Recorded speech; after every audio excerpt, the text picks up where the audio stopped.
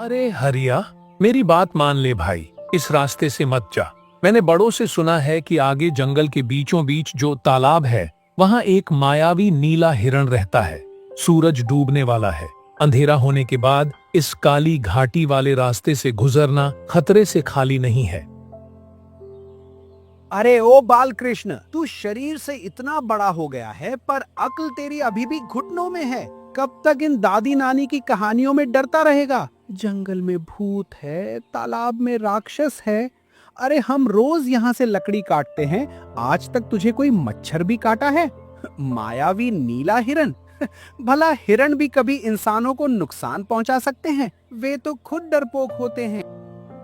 मजाक मत उड़ा हरिया, मैंने खुद सुना है उस पुराने तालाब के पास एक मायावी नीला हिरण रहता है। वो साधारण हिरण नहीं है। कहते हैं वो वहां जाने वाले इंसानों को गायब कर देता है। चल, हम लंबे रास्ते से चलते हैं। बस, बहुत हो गया तेरा प्रवचन। मुझे घर जाना है, मुझे भूख लगी है। वो लंबा वाला रास्ता तय करने में 2 घंटे लगेंगे। मैं तो इसी छोटे रास्ते से जाऊंगा जो तालाब के किनारे से गुजरता है। तुझे डरना है तो तू वहीं खड़ा रहे। हरिया, जिद मत कर, मेरी बात मान। मेरे दिल में घबराहट हो रही है। चल, वापस चलते हैं। तू जा, मैं तो आज देख ही लूं कि वो तेरा मायावी नीला हिरण दिखता कैसा है। हरिया तेजी से तालाब की ओर बढ़ जाता है। बालकृष्ण उसे रोकने की कोशिश करता है पर हरिया नहीं मानता।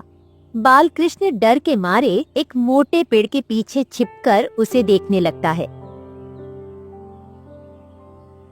हरिया तालाब के किनारे पहुंचता है। हरिया पसीना पोंछते हुए तालाब के बिल्कुल किनारे जाकर खड़ा हो जाता है। पानी शांत है। वह जोर से हंसता है। अरे पागल है वो बालकृष्ण। कहाँ है वो उसका मायावी नीला हिरण? हाँ, कहीं दिख तो नहीं रहा। लगता है हरिया की कुल्हाड़ी देखकर वो डरपोक जानवर बिल में घुस गया है। श्रापित। पागल है वो बालकृष्ण। और वो गांव वाले, कितना साफ पानी है, बिल्कुल शीशे जैसा। गांव वालों ने बस ये अफवाह इसलिए फैलाई है ताकि सारा ठंडा पानी वो खुद पी सके, पर मैं उनसे ज्यादा चालाक हूँ। हरिया अपनी कुल्हाड़ी जमीन पर फेंकता है और घुटनों के बल बैठ जाता है। सुन ले बालकृष्ण, मैं जंगल का शेर हूँ और शेर कभी हिरन से नहीं डरता, चाहे वो नीला हो या पीला। अब देख मैं कैसे इस श्रापित पानी से अपनी प्यास बुझाता हूँ। रोक सके तो रोक ले तेरा वो मायावी नीला हिरण। वह पानी पीने के लिए दोनों हाथ पानी में डाल देता है। जैसे ही हरिया दोनों हाथ पानी में डालता है, अचानक पानी में जोरदार हलचल होती है। पानी के बीच से एक भयानक और रहस्यमयी मायावी नीला हिरण धीरे धीरे ऊपर आता है। उसकी सींगें बहुत बड़ी हैं और आंखों में लाल चमक है। रुक जाओ, मेरे क्षेत्र में बिना अनुमति कदम रखने की सजा जानते हो? हिरन बोल रहा है? ये मेरा क्षेत्र है। यहाँ बिना अनुमति प्रवेश करने का दंड मृत्यु है। मुझे जाने दो नीले हिरन, मैंने गलती की। मैं अपने दोस्त की बात नहीं माना, मुझे जाने दो। यहाँ से कोई वापस नहीं जाता। ये मेरा क्षेत्र है। मुझसे बचकर जाना नामुमकिन है। अगर यहाँ से जिंदा जाना चाहते हो तो मेरे एक प्रश्न का सही उत्तर दो। अगर उत्तर सही हुआ तो मैं तुम्हें ढेर सारा सोना देकर विदा करूंगा, और अगर गलत हुआ तो तुम हमेशा के लिए इस पानी की गहराइयों में समा जाओगे। पूछिए, क्या प्रश्न है? ध्यान से सुनना। वो क्या है जो इंसान को अमीर तो बना सकता है, लेकिन अगर इंसान उसे दूसरों में न बांटे तो वो उसे अंदर से गरीब और अकेला कर देता है। हरिया सोच में पड़ जाता है। उसे केवल पैसे और सोने का ख्याल आता है। सोना, धन, पैसा। गलत उत्तर। वो ज्ञान और खुशी है। तुमने लालच में उत्तर दिया। अब तुम्हारी सजा निश्चित है। तालाब की जादुई शक्तियाँ हरिया को अपनी ओर खींचती है। हरिया चीखता है और देखते ही देखते पानी के अंदर खींच लिया जाता है। पेड़ के पीछे छिपा बालकृष्ण यह सब देख लेता है और डर के मारे अपनी कुल्हाड़ी फेंककर गांव की तरफ भागता है। वह भागते भागते गांव में पहुंच जाता है। भागो, बचाओ, अनर्थ हो गया, अनर्थ हो गया। गांव वाले चौंक जाते हैं और खड़े हो जाते हैं। बालकृष्ण दौड़ता हुआ आता है। उसका चेहरा डर से पीला पड़ गया है। वह लड़खड़ाता है। अरे संभालो इसे, क्या हुआ बालकृष्ण? ऐसे सांस क्यों फूल रही है तेरी? कोई जंगली जानवर पीछे पड़ गया क्या? जानवर नहीं काका, वो श्राप, वो काला हिरण, उसने हरिया को मार डाला। वो हरिया को खा गया। भीड़ में सन्नाटा छा जाता है। सब एक दूसरे को देखने लगते हैं। क्या बकवास कर रहा है? हिरन कैसे किसी को मार सकता है? साफ साफ बता क्या हुआ। बालकृष्ण पूरी घटना बताता है। हे भगवान, मतलब वो कहानी सच थी? वो तालाब सच में श्रापित है? वहां मत जाना, कोई वहां मत जाना। वो हिरन नहीं, काल है, साक्षात मौत है वो। और पूरे गांव में हरिया के गायब होने की खबर फैल गई। उसी गांव में अनुराधा नाम की एक सुंदर लड़की अपने पिता हरिप्रसाद के साथ रहती थी। ये कमबख्त बीमारी भी अभी आनी थी। बिटिया सयानी हो गई है। उसकी शादी के लिए 2 पैसे जोड़ने हैं और यहाँ मैं खटिया पकड़े पड़ा हूँ। अगर आज काम पर नहीं गया तो चूल्हा कैसे जलेगा? हरिप्रसाद लड़खड़ाते हुए कुल्हाड़ी उठाता है, लेकिन कमजोरी के कारण उसे संभाल नहीं पाता और कुल्हाड़ी धड़ाम से गिर जाती है। आवाज सुनकर अनुराधा दौड़कर अंदर आती है। वह पिता को सहारा देकर वापस खाट पर बिठाती है। पिताजी, आप फिर उठे। वैद्य जी ने कहा है ना कि आपको पूरा आराम चाहिए। आप क्यों अपनी जान जोखिम में डाल रहे हैं? आराम गरीबों के नसीब में नहीं होता मेरी बच्ची। तू अब बड़ी हो गई है, शादी के लायक हो गई है। तेरी डोली विदा करनी है, तेरे हाथ पीले करने हैं। अगर मैं ऐसे हाथ पर हाथ रखकर बैठ गया तो तेरी गृहस्थी कैसे बसाऊंगा? मेरी शादी की चिंता बाद में कीजिएगा पिताजी, पहले अपनी जान की फिक्र कीजिए। और रही बात काम की, तो मैं अब वो छोटी बच्ची नहीं हूँ जो आपके कंधे पर बैठकर मेला देखने जाती थी। तू क्या कह रही है बेटी? ये कुल्हाड़ी रख दे। क्यों रख दूं? मैं आपकी बेटी हूँ पिताजी। अगर मैं घर का काम कर सकती हूँ तो जंगल जाकर लकड़ियाँ भी काट सकती हूँ। मेरे बाजुओं में भी ताकत है। ना बेटी ना, तू नहीं समझती। तू अब बच्ची नहीं रही, जवान है, रूपवान है। जंगल का माहौल खराब है। अकेली सयानी लड़की का वहां जाना सुरक्षित नहीं है। जमाना क्या कहेगा? जमाने का काम है कहना और हमारा काम है जीना। अगर आज मैं डरकर घर बैठ गई तो हम भूख से मर जाएंगे। और पिताजी, मैंने आपसे सिर्फ प्यार करना नहीं सीखा, अपनी रक्षा करना भी सीखा है। मैं आपकी पगड़ी कभी झुकने नहीं दूंगी, भरोसा रखिए। हरिप्रसाद की आंखों में आंसू आ जाते हैं। वह कुछ कहना चाहता है, लेकिन अपनी बेटी का यह रौद्र और जिम्मेदार रूप देखकर चुप रह जाता है। आप बस आराम कीजिए, मैं शाम होने से पहले बाजार से राशन लेकर लौटूंगी। अनुराधा निडर होकर कुल्हाड़ी कंधे पर रखती है और घर की देहरी लांग कर बाहर निकल जाती है। अनुराधा एक बड़े सूखे पेड़ के तने पर पूरी ताकत से कुल्हाड़ी चला रही है। उसके माथे से पसीना बह रहा है, लेकिन उसके चेहरे पर थकान नहीं बल्कि दृढ़ निश्चय है। हिम्मत मत हार अनुराधा, बस थोड़ा और। ये लकड़ी बहुत मजबूत है, बाजार में इसके अच्छे दाम मिलेंगे। पिताजी की दवाई और घर का राशन आज इसी से आएगा। वह पूरी ताकत लगाकर गट्ठर अपने सिर पर रख लेती है। वह जंगल के रास्ते से वापस गांव की ओर चल पड़ती है। अनुराधा गांव पहुंची और अपनी लकड़ियां बेच दी। वह तुरंत पास की दुकान से आटा और पिताजी के लिए दवाई खरीदती है और तेजी से घर की ओर बढ़ती है। पिताजी, देखिए मैं आ गई। अनुराधा, तू आ गई बेटी। मुझे तो बहुत चिंता हो रही थी। सब ठीक तो रहा ना? जंगल में कोई परेशानी तो नहीं हुई? कोई परेशानी नहीं पिताजी, मैंने कहा था ना, आपकी बेटी अब बड़ी हो गई है। देखिए, मैं आटा भी ले आई और आपकी दवाई भी। अब आप चुपचाप ये दवाई लीजिए और आराम कीजिए।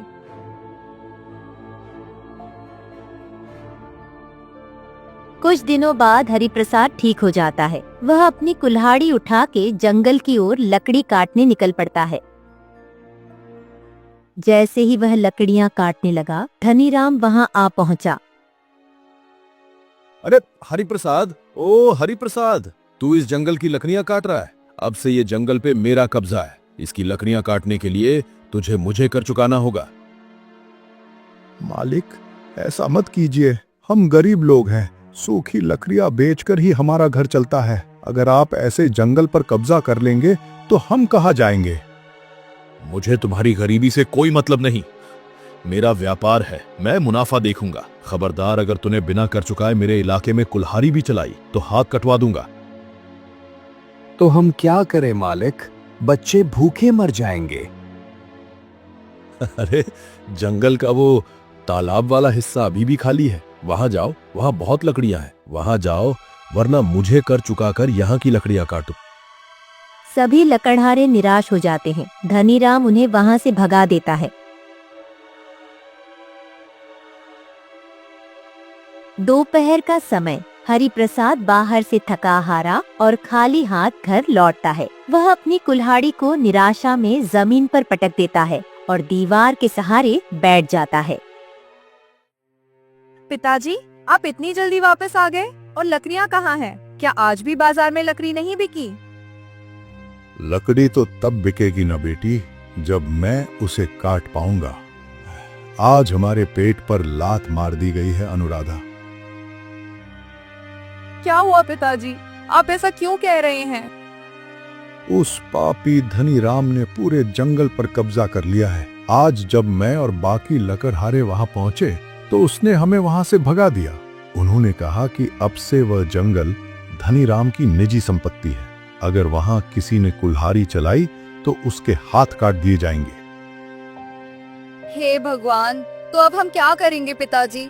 घर में तो अन्न का एक दाना भी नहीं है। इसीलिए मैंने फैसला किया है अनुराधा।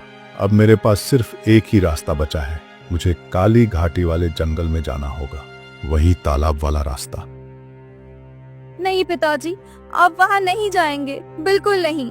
अभी कल ही बालकृष्ण काका बता रहे थे कि हरिया काका वहाँ गए थे और कभी वापस नहीं लौटे। वहाँ मौत का साया है पिताजी। वो मायावी हिरण वहाँ जाने वाले को जिंदा नहीं छोड़ता।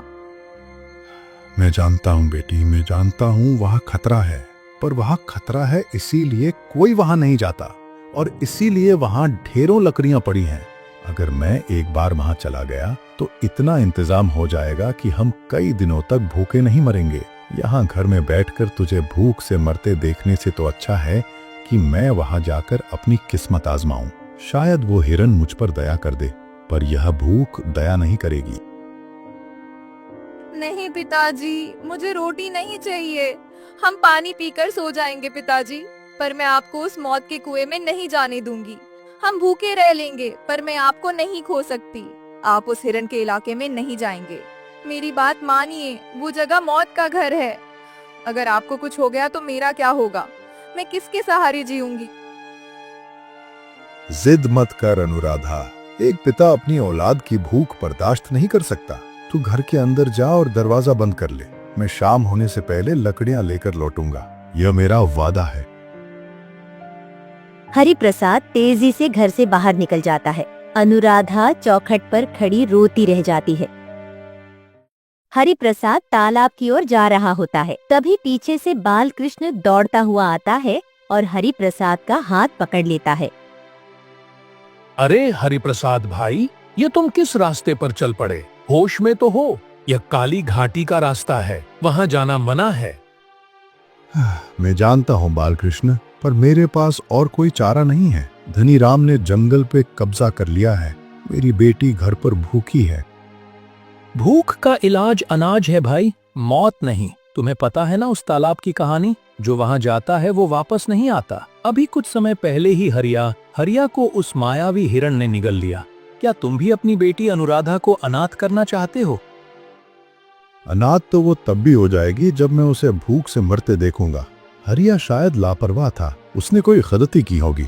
मैं सावधान रहूंगा। मैं बस किनारे किनारे से लकड़ियां लेकर भागाऊंगा। तुम मुझे मत रोको बालकृष्ण।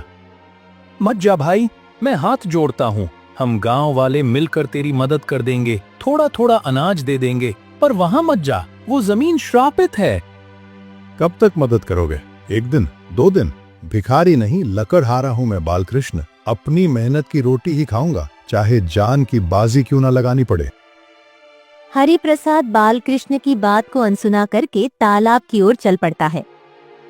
बालकृष्ण पीछे से चिल्लाता रहा, लेकिन हरिप्रसाद पीछे मुड़कर नहीं देखता और धीरे धीरे जंगल के अंधेरे में ओझल हो जाता है। बालकृष्ण हताशा में अपना सिर पकड़कर वहीं बैठ जाता है।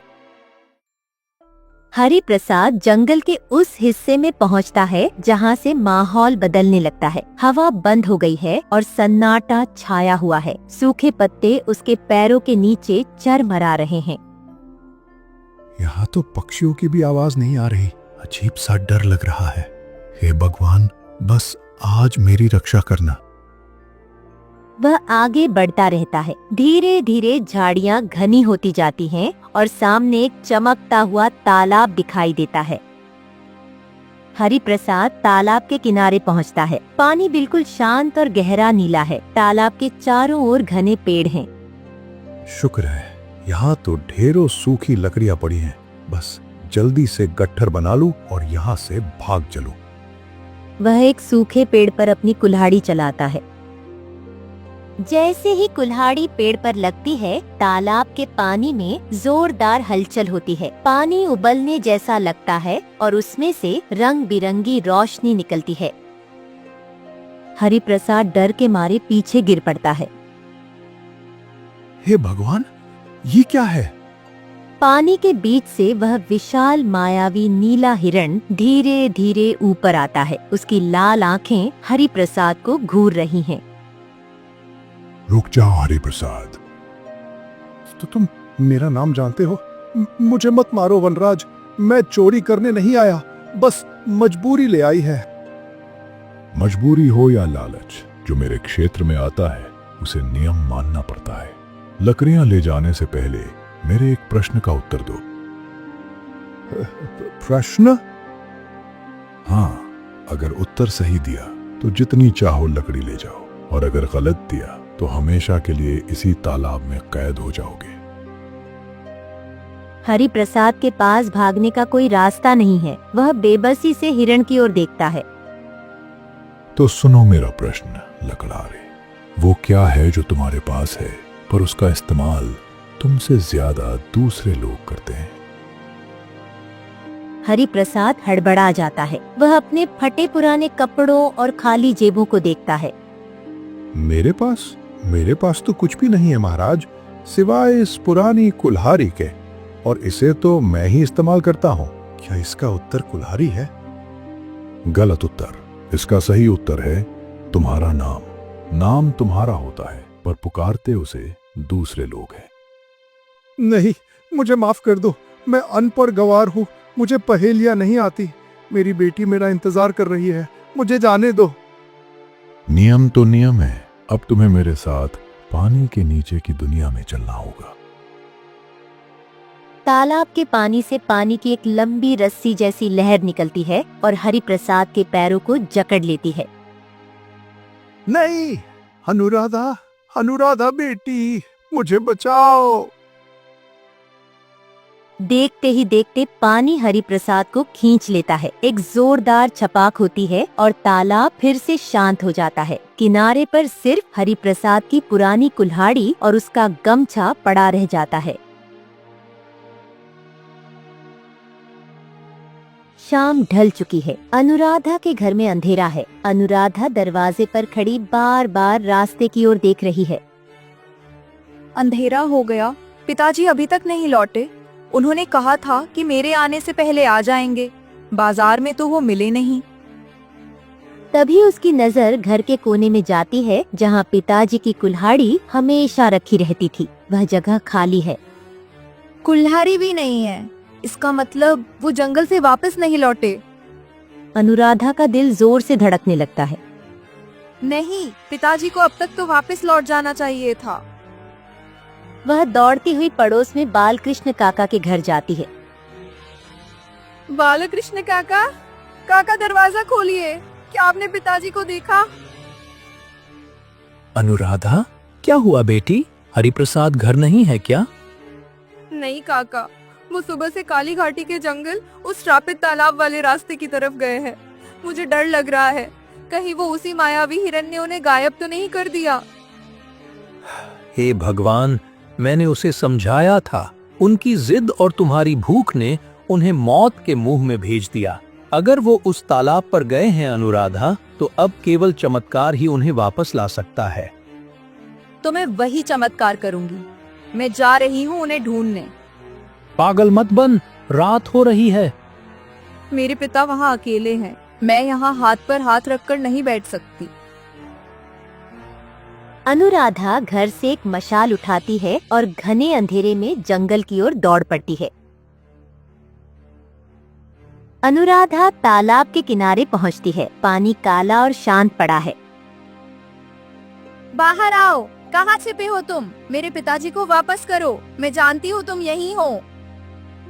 उसकी आवाज जंगल में गूंजती है। अचानक तालाब के पानी में तेज हलचल होती है। पानी के बीच से रंग बिरंगी किरणें फूटती हैं और वह विशाल मायावी नीला हिरण पानी पर चलते हुए अनुराधा के सामने आ खड़ा होता है। तुम बहुत साहसी हो लड़की। अब तक यहाँ जो भी आया डर कर आया, लेकिन तुम पहली हो जिसने मुझे ललकारने की हिम्मत की है। मैं किसी से नहीं डरती। मेरे पिताजी आज दोपहर यहाँ आए थे। उन्हें छोड़ दो, वो निर्दोष हैं। निर्दोष हो या पापी, जो इस तालाब के पास आता है उसे मेरे प्रश्न का उत्तर देना पड़ता है। तुम्हारे पिता उत्तर नहीं दे पाए, इसलिए अब वे हमेशा के लिए पाताल कारावास में कैद हैं। तो मुझसे पूछो अपना प्रश्न। अगर मैंने सही उत्तर दिया तो तुम्हें मेरे पिता को छोड़ना होगा। शर्त मंजूर है, लेकिन याद रखना, अगर तुम हारी तो तुम भी उसी कैद में जाओगी। तो सुनो मेरा प्रश्न, सच क्या है? वो जिसे देखना आसान हो या वो जिसे देखना मुश्किल हो? अनुराधा एक पल के लिए सोच में पड़ जाती है। वह अपने जीवन, अपने पिता की गरीबी और धनी राम के झूठ को याद करती है। सच वही है जिसे देखना मुश्किल हो, क्योंकि आसान सच तो हर कोई देख लेता है, जो अक्सर झूठ का नकाब होता है। लेकिन असली सच कड़वा होता है और वो गहराइयों में छिपा होता है, जिसे देखने के लिए साहस चाहिए। जंगल में सन्नाटा छा जाता है। काले हिरण की लाल आंखों की चमक धीमी पड़ जाती है और उनमें आंसू आ जाते हैं। अद्भुत, बिल्कुल सही उत्तर। बरसों बाद किसी ने मेरे मन की बात कही है। तुम कोई साधारण लड़की नहीं हो। मैंने तुम्हारे प्रश्न का उत्तर दिया है। अब अपनी शर्त पूरी करो। मेरे पिता को आजाद करो। काश मैं ऐसा कर पाता पुत्री, लेकिन मैं विवश हूँ। मैं चाहकर भी उन्हें रिहा नहीं कर सकता। विवश? तुम तो इस तालाब के रक्षक हो। तुम विवश कैसे हो सकते हो? और तुम इंसानों की बोली कैसे बोलते हो? तुम हो कौन? मैं कौन हूँ ये राज अभी नहीं बता सकता। अगर मैंने अपनी पहचान बताई तो अनर्थ हो जाएगा। बस इतना जान लो कि मैं कोई राक्षस नहीं, बल्कि तुम्हारी तरह ही एक बदनसीब हूँ जो एक भयानक श्राप भुगत रहा है। तुम्हारे पिता की आजादी और मेरी मुक्ति दोनों एक ही धागे से जुड़ी हैं। कैसी मुक्ति? साफ साफ बताओ। इस पानी के नीचे जो जेल है, उसकी चाबी एक जादुई मुकुट है। वो मुकुट ही हम सबको इस नरक से निकाल सकता है। वो मुकुट कहाँ मिलेगा? यहाँ से उत्तर दिशा में घने बीहड़ के बीच एक काला नीला चमकता वृक्ष है। वो मुकुट उसी वृक्ष की शाखाओं पर रखा है। अगर तुम वो मुकुट ला सको तो उसे पानी में डालते ही ये श्राप टूट जाएगा और तुम्हारे पिता तुम्हारे साथ होंगे। मैं लाऊंगी वो मुकुट। अपने पिता के लिए मैं पाताल तक जा सकती हूँ, तो उस वृक्ष तक क्यों नहीं? संभल कर जाना बेटी, वो वृक्ष भी किसी की परीक्षा लिए बिना मुकुट नहीं देता। जाओ, शायद तुम ही वो हो जिसका मुझे इंतजार था। अनुराधा हिरण को एक संदिग्ध नजर से देखती है, फिर घने अंधेरे जंगल की उस दिशा में दौड़ पड़ती है जहाँ से उम्मीद की किरण आ रही थी। हिरण उसे जाते हुए देखता रहता है। उसकी आंखों में एक गहरा राज छिपा है।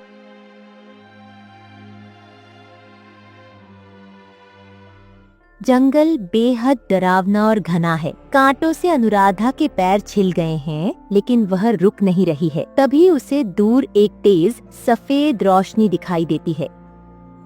वो रोशनी, वही होगा वो जादुई वृक्ष। अनुराधा दौड़कर वहां पहुंचती है। सामने का नजारा अद्भुत है। अंधेरे जंगल के बीचों बीच एक विशाल पेड़ खड़ा है जो कांच की तरह चमक रहा है। उसकी पत्तियां हीरे मोती जैसी लग रही हैं। पेड़ की जड़ों के पास एक सुनहरे पत्थर पर वह जादुई मुकुट रखा है जो जगमगा रहा है। जैसे ही अनुराधा मुकुट उठाने के लिए हाथ बढ़ाती है, पेड़ की टहनियां अचानक हिलने लगती हैं और एक भारी गूंजती हुई आवाज आती है। ठहर जाओ। अनुराधा चौंक कर पीछे हट जाती है। सावधान पुत्री, ये कोई साधारण आभूषण नहीं है। ये इस राज्य की रक्षा करने वाला जादुई मुकुट है। इसे केवल वही स्पर्श कर सकता है जिसका मन गंगा जल की तरह पवित्र हो और जिसमें त्याग की भावना हो। अपवित्र मन वाले के लिए ये मुकुट आग का गोला बन जाएगा। हे वनदेव, मैं इसे अपने लिए नहीं चाहती। मुझे न रानी बनना है न राज करना है। मैं तो बस एक बेटी हूँ जो अपने निर्दोष पिता को बचाना चाहती है। उस तालाब के पानी में मेरे पिता कैद हैं और उनकी रिहाई की चाबी ये मुकुट है। शब्द तो हर कोई मीठे बोल लेता है, लेकिन मन का सच छिपा होता है। तुम्हें मेरी एक परीक्षा देनी होगी। मैं तैयार हूँ, बताइए मुझे क्या करना होगा। वृक्ष अपनी एक टहनी हिलाता है और ऊपर से एक पत्ता अनुराधा की हथेली पर गिराता है। इस पत्ते को अपनी मुट्ठी में बंद करो। अगर तुम्हारे मन में जरा भी लालच, द्वेष या पाप हुआ तो ये पत्ता लाल रंग में परिवर्तित हो जाएगा और तुम यहीं भस्म हो जाओगी। लेकिन अगर तुम्हारा उद्देश्य निस्वार्थ है तो ये पत्ता सोने का बन जाएगा। मेरे पिता के जीवन से बढ़कर मेरा जीवन नहीं है। अनुराधा कांपते हाथों से उस चांदी के पत्ते को अपनी मुट्ठी में बंद कर लेती है। वह आंखें बंद करके ईश्वर को याद करती है। वातावरण में सन्नाटा छा जाता है। कुछ पल बाद अनुराधा की मुट्ठी से सुनहरी रोशनी निकलने लगती है। वह धीरे से अपनी मुट्ठी खोलती है। पत्ता अब शुद्ध सोने का बन चुका है। अद्भुत! तुम्हारा मन तो वास्तव में सोने से भी ज्यादा खरा है। तुम पवित्र हो पुत्री। तुम इस मुकुट की असली हकदार हो। इसे ले जाओ। पेड़ की टहनियां मुकुट के ऊपर से हट जाती हैं। अनुराधा आदर के साथ उस मुकुट को उठा लेती है। जाओ पुत्री, न्याय करो, लेकिन याद रखना, इस मुकुट की शक्ति का प्रयोग केवल भलाई के लिए करना। धन्यवाद वनदेव। अनुराधा मुकुट को अपने पल्लू में लपेटती है और बिना एक पल गवाए वापस उस तालाब की दिशा में दौड़ पड़ती है। उसके चेहरे पर अब जीत का विश्वास है। अनुराधा दौड़ती हुई तालाब के किनारे पहुंचती है। उसके हाथ में वह सुनहरा जादुई मुकुट है। मायावी हिरण वहाँ खड़ा है। लो, मैं ले आई मुकुट। अब बताओ क्या करना है? क्या इसे पानी में डालना है? नहीं बेटी, इसे पानी में नहीं, इसे मेरे सिर पर रख दो। तुम्हारे सिर पर? लेकिन क्यों? क्या तुम इस जंगल के राजा बनना चाहते हो? प्रश्न मत पूछो बेटी, समय कम है, मुझ पर भरोसा करो। अनुराधा झिझकते हुए आगे बढ़ती है। वह सोने का भारी मुकुट उठाती है और मायावी नीले हिरण के सिर पर धीरे से रख देती है। जैसे ही मुकुट स्पर्श करता है, एक जोरदार जादुई धमाका होता है। तेज सफेद रोशनी से अनुराधा अपनी आंखें बंद कर लेती है। जब वह आंखें खोलती है तो उसके पैरों तले जमीन खिसक जाती है। वहाँ कोई हिरण नहीं है। वहाँ सोने का मुकुट पहने राजसी वस्त्रों में एक तेजस्वी पुरुष खड़ा है, महाराज विक्रम सिंह। आप कौन हैं? वो हिरण कहाँ गया? डरो मत पुत्री, मैं ही वो अभागा हिरण था। मैं इस राज्य का राजा विक्रम सिंह हूँ। महाराज क्षमा कीजिए, मैंने आपसे तू तलाक में बात की, मुझे नहीं पता था। क्षमा तो मुझे मांगनी चाहिए बेटी। मेरी वजह से तुम और तुम्हारे पिता इस मुसीबत में फंस। लेकिन महाराज, आप हिरण कैसे बन गए और मेरे पिताजी अभी तक बाहर क्यों नहीं आए? ये एक गहरा षड्यंत्र था अनुराधा। महाराज, महाराज, मुझे एक बात पता लगी है। देखिए मुझे क्या मिला है। क्या है ये? महाराज, ये हमारे पूर्वजों का खोया हुआ नक्शा है। इसमें उस काला नीला चमकता वृक्ष का रास्ता है जिसके बारे में हम सिर्फ कहानियों में सुनते थे। सुना है उस वृक्ष के पास एक ऐसा मुकुट है जो पहनने वाले को सर्वशक्तिमान बना देता है।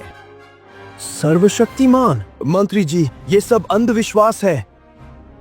राजकुमार अभी बच्चे हैं महाराज, वे राजनीति नहीं समझते। लेकिन आप सोचिए, हमारे पड़ोसी राज हम पर हमला करने की फिराक में हैं। अगर आपके पास अमर शक्ति आ गई तो हमारा राज्य सुरक्षित हो जाएगा। न कोई बीमारी आपको छू सकेगी, न कोई तलवार आपको काट सकेगी। क्या आप अपनी प्रजा के लिए इतना नहीं करेंगे? राजा विक्रम सोच में पड़ जाते हैं। अमृता और सुरक्षा शब्द उनके मन को ललचाने लगते हैं। क्या ये सच में संभव है मंत्री जी?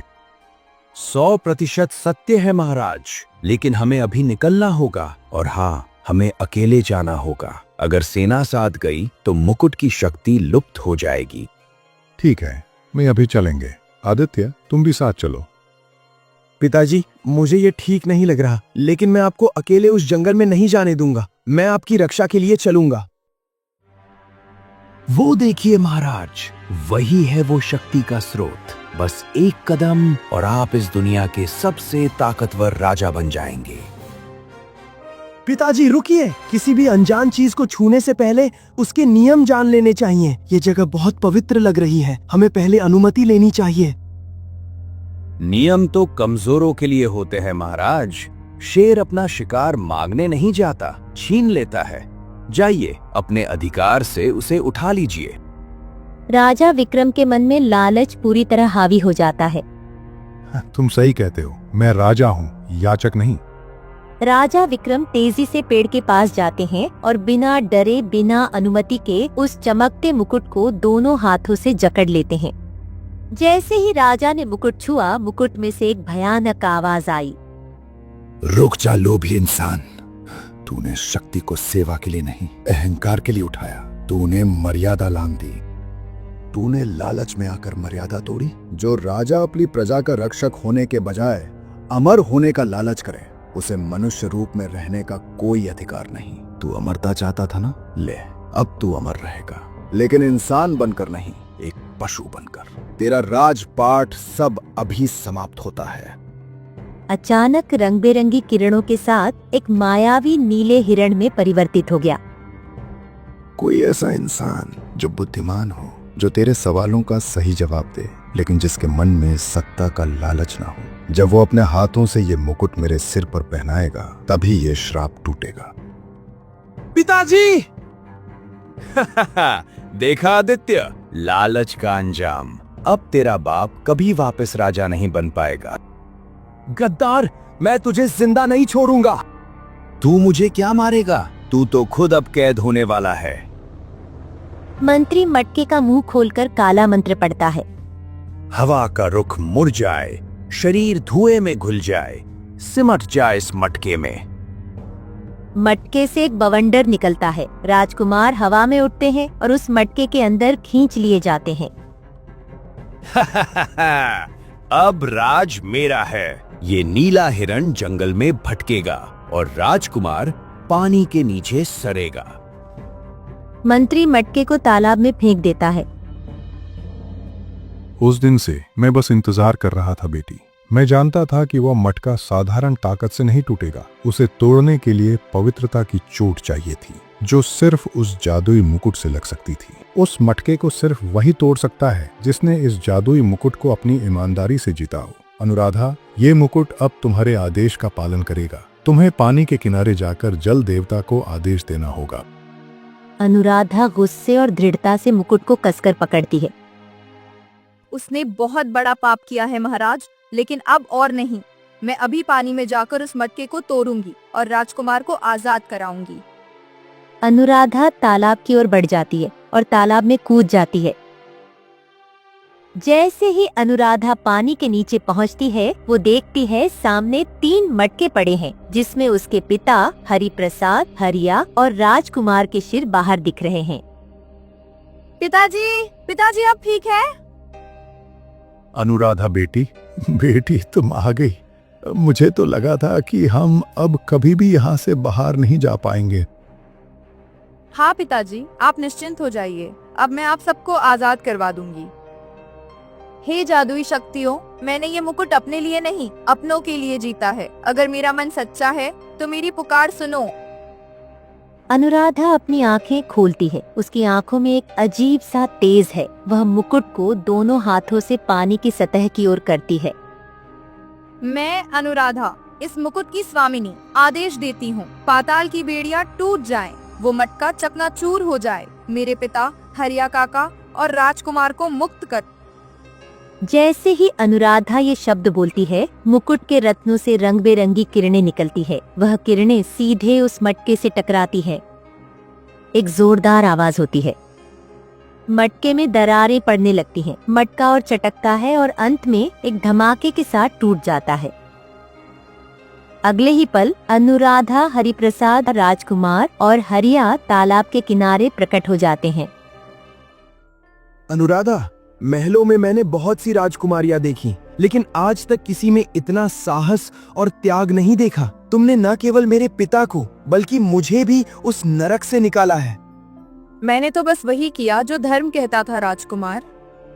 तुम्हारा ये धर्म और साहस ही मुझे भा गया है। मैं अपना शेष जीवन तुम्हारे साथ बिताना चाहता हूँ। हरिप्रसाद जी, अगर आपकी आज्ञा हो तो क्या मैं आपकी बेटी अनुराधा को अपनी अर्धांगिनी और इस राज्य की होने वाली महारानी बना सकता हूँ? हरिप्रसाद खुशी से रो पड़ता है और हाथ जोड़ लेता है। ये तो मेरे 7 जन्मों का पुण्य है राजकुमार।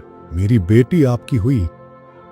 चलो अनुराधा, अब हमें अपना घर वापस लेना है और उस पापी मंत्री का हिसाब करना है।